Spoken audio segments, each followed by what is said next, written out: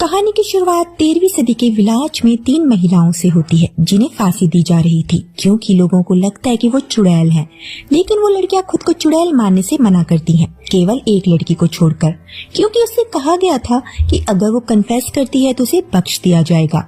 वो लड़की शैतान के साथ संबंध होने की बात कबूल कर लेती है, लेकिन फिर भी उन तीनों लड़कियों को पुल से नीचे फेंक दिया गया। गार्ड और बाकी लोग वहाँ से जाने लगते हैं, लेकिन तभी पादरी कहता है, अरे रुको, मुझे उन्हें पूरी तरह से काली शक्तियों से मुक्त करने के लिए प्रार्थना करनी है। गार्ड कहता है वो मर चुकी हैं, क्या ये काफी नहीं है? और फिर वो वहाँ से चला जाता है। उनके जाने के बाद पादरी उन लड़कियों के शरीर को एक एक करके ऊपर खींचता है और उनके लिए प्रार्थना करता है। पहली लड़की मर चुकी थी, दूसरी लड़की जिसे वो ऊपर खींचता है वो थोड़ी भारी है, लेकिन वो उसके लिए प्रार्थना करता है और वो लड़की उसके चेहरे पर थोड़ी उल्टी कर देती है और ऐंठने लगती है, लेकिन जब वो प्रार्थना खत्म करता है तो वो शांत हो जाती है। तीसरी लड़की को जब उसने ऊपर खींचने की कोशिश की तो पादरी को पानी में खींच लिया गया और उसे वहां नीचे किसी चीज द्वारा थोड़ा सा पकड़ लिया जाता है, लेकिन वो बाहर निकलने में कामयाब हुआ और अपनी किताब पकड़ लेता है। लेकिन तभी वो तीसरी लड़की बाहर आ जाती है जो सच में एक चुड़ैल थी और उसने पादरी की किताब को जला दिया और फिर उस पादरी को उस चुड़ैल ने उसी पुल पर फांसी से लटका दिया। आगे 14वीं शताब्दी में हम जर्मन ट्यूटनिक नाइट्स बेमन और फेल्सन को देखते हैं जो धर्म युद्ध में शामिल होकर लोगों की हत्याएं कर रहे थे। लेकिन स्मरणा पर कब्जा करने के दौरान जब बेमन की तलवार से एक लड़की मारी जाती है, ये देखने के बाद दोनों ने धर्म के नाम पर की जाने वाली हत्याओं से तौबा कर ली।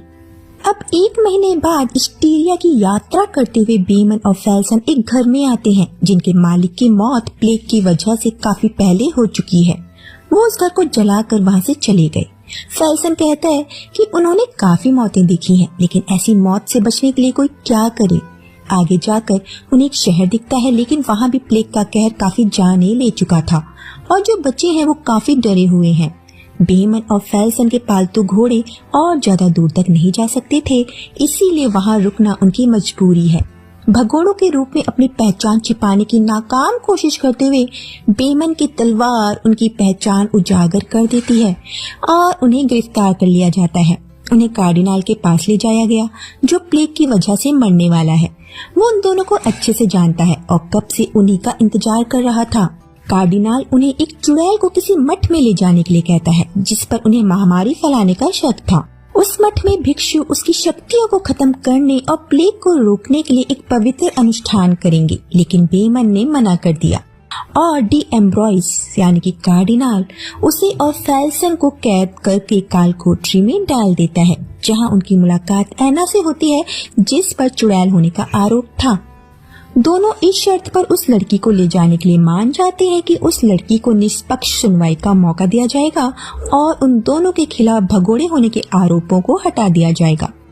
मठ पहुंचने में 6 दिनों का समय लग सकता था और उनके साथ पादरी डेबिलजाक, कार्डिनल का गार्ड जोहान और एक ठग हग्गामार जिसे उस मठ तक जाने का पूरा रास्ता पता है, साथ जाने वाले हैं। हग्गामार को ठगी के आरोप में गिरफ्तार किया गया था, लेकिन अगर वो उन्हें सही सलामत मठ तक पहुंचा देगा तो उसकी सजा माफ कर दी जाएगी। फिर वो ऐना के पास आए। पादरी बताता है कि वो बेहोश है क्योंकि उसे कल रात के खाने में बेहोशी की दवा दी गई थी, लेकिन जैसे ही पादरी उसके पास आया ऐना उस पर झपट्टा मार देती है। उसने जोहान पर भी हमला कर दिया। बेमन और फेल्सन ऐना को काबू करते हैं और बेमन उसे बेहोश कर देता है। फिर वो उसे लेकर मठ की तरफ रवाना हो जाते हैं। कार्डिनल भी प्लेग की वजह से मर चुका है। जोहान पादरी से पूछता है कि उसे ये लड़की कहाँ मिली थी। पादरी बताता है कि वो मार्बे के पास भटक रही थी और कुछ बड़बड़ा रही थी जो कोई भी समझ नहीं पा रहा था और ये चुड़ैल होने के लक्षण थे। और इस लड़की के शहर में दाखिल होने के 15 दिन बाद शहर में महामारी फैल गई और जिस जिस शहर से वो गुजरी उनका भी यही हाल हुआ। जोहान कहता है कि उनके शहर में तो किसी लड़की के आने की खबर नहीं थी, फिर भी उनके शहर में महामारी फैली थी। यहाँ पर जोहान को ऐसा लग रहा था कि वो लड़की निर्दोष है और ये लोग अंधविश्वास के चलते उस लड़की को चुड़ैल बता रही हैं। वहीं काय नाम का एक लड़का भी उनका पीछा कर रहा है और उनसे कहता है कि वो भी उनके साथ जाना चाहता है। काय असल में कार्डिनल का एक गार्ड है और उसने बेमन और फेल्सन के बहादुरी के किस्से सुने थे और वो उन्हीं की तरह बनना चाहता है। बेमन उसे अपने साथ ले जाने के लिए मान गया।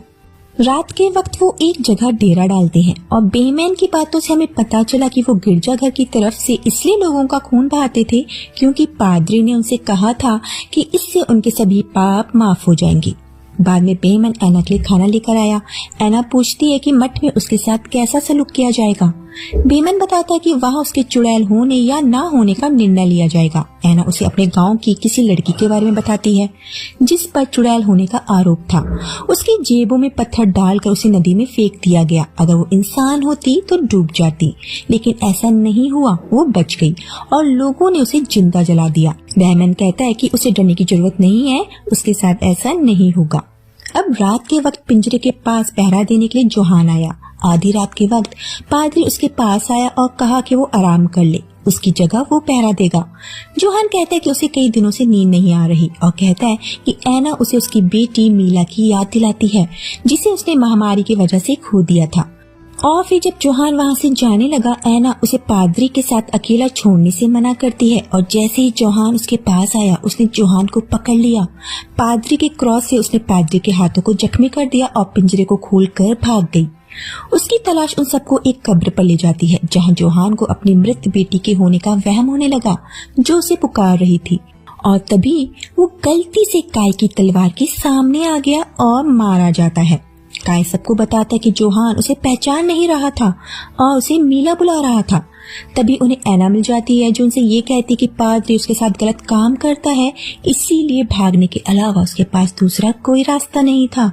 अगली सुबह वो जोहान को दफना देते हैं। पादरी बेमन से कहता है कि वो सबको बता दे कि कोई भी अपनी निजी बात ऐना के सामने ना करे, वो उन बातों का इस्तेमाल उनके खिलाफ कर सकती है जैसा जोहान के साथ हुआ। और जोहान को भी उसी ने मारा है।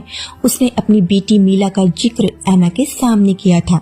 जिसके बाद पादरी ऐना पर एक नजर डालता है और ऐना उसकी तरफ देख शातिर तरीके से मुस्कुराती है।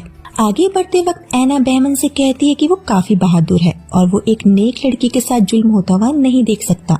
बेमन कहता है कि पादरी को लगता है कि जोहान को उसने मारा है। ऐना कहती है कि वो ऐसा क्यों करेगी, जोहान ने उसका क्या बिगाड़ा था। ऐना कहती है कि जोहान की मौत ने शायद बेमन को अशांत कर दिया है, वो उसका दर्द कम करने की बात करती है। वहीं काय को अब तक जोहान की मौत का पछतावा है क्योंकि उसकी मौत काय की तलवार से हुई थी। पादरी से समझाता है कि इसमें उसकी कोई गलती नहीं थी, वो सब चुड़ैल का काम था।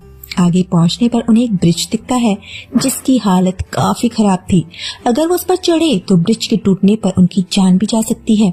बेमन अपने घोड़े को लेकर किसी तरह उस ब्रिज को पार कर लेता है और दूसरों से कहता है कि वो घोड़ों से अपना सामान कम कर ले। अब ब्रिज को पार करते वक्त काय गिरने लगा। ऐना काय को गिरने से बचाती है जो किसी साधारण लड़की के बस की बात तो बिल्कुल नहीं थी। किसी तरह उन्होंने ब्रिज पार कर लिया। वो अब वर्मवुड जंगल में है। धुंध की वजह से उन्हें आगे बढ़ने में परेशानी हो रही थी, इसीलिए वो धुंध छटने तक उसी जंगल में रुकने का फैसला करते हैं।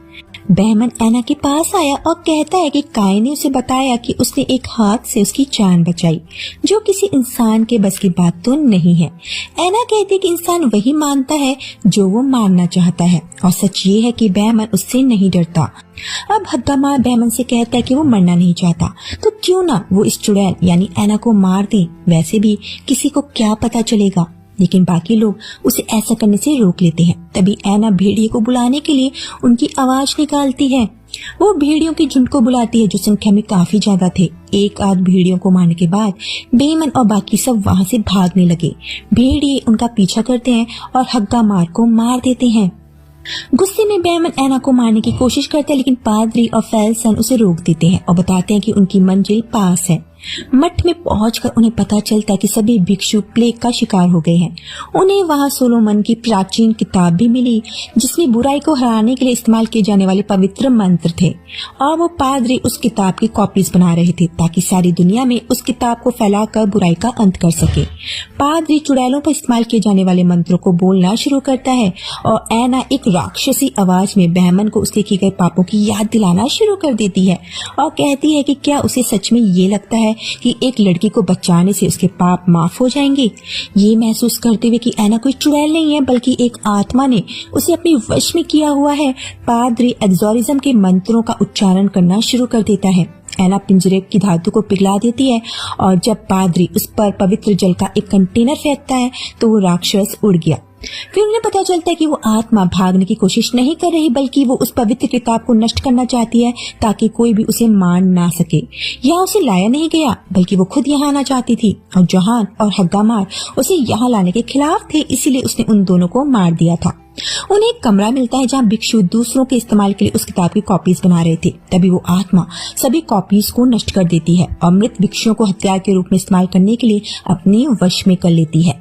तीनों भिक्षुओं की वश में की गई लाशों से लड़ते हैं और पादरी भूत भगाने की रस्म जारी रखता है, लेकिन वो आत्मा उस पादरी की गर्दन तोड़ देती है और फैसन को जला देती है। काय ने रस्म जारी रखी और उस आत्मा को कमजोर कर दिया। बैमन ने आत्मा से लड़ाई की और घातक रूप से घायल हो गया। तब तक काय ने भूत भगाने की रस्म पूरी कर ली थी और वो आत्मा पवित्र अग्नि में भस्म हो गई। ऐना का शरीर आत्मा से आजाद हो गया। बेमन ने मरने से पहले काय से ऐना की हिफाजत करने के लिए कहा। अपने दोस्तों को दफनाने के बाद ऐना ने काय से उन लोगों के बारे में बताने के लिए कहा जिन्होंने उसे बचाया था। ऐना उन सबका शुक्रिया करती है जिन्हें वो जान नहीं पाई। दोनों मठ से निकल जाते हैं और हम काय के पास सोलोमन की उस आखिरी बची किताब को देखते हैं और इसी के साथ यहीं पर हो जाता है इस मूवी का दी एंड। दोस्तों, अगर आपको ये वीडियो पसंद आया हो तो वीडियो को लाइक एंड शेयर जरूर कर दीजिएगा और अपनी पसंदीदा मूवी का एक्सप्लेनेशन सुनने के लिए अपने पसंदीदा मूवी का नाम कमेंट में लिख दीजिए। तो मिलते हैं नेक्स्ट वीडियो में।